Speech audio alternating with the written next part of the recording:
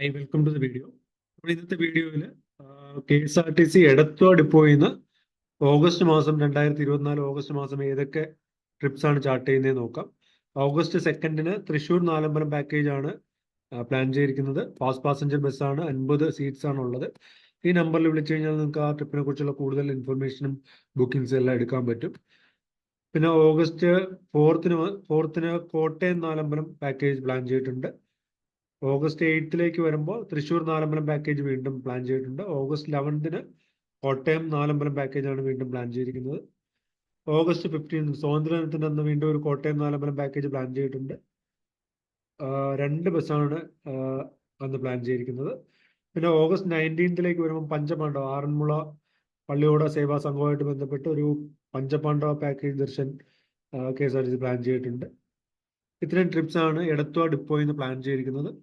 അപ്പോൾ ഇതുപോലുള്ള വീഡിയോസ് ഞാൻ ഈ ചാനലിലൂടെ ഷെയർ ചെയ്യാം. അപ്പോൾ വീഡിയോ ഇഷ്ടപ്പെട്ടെങ്കിൽ ചാനലൊന്ന് സബ്സ്ക്രൈബ് ചെയ്യുക, ഷെയർ ചെയ്യുക. Thanks for watching.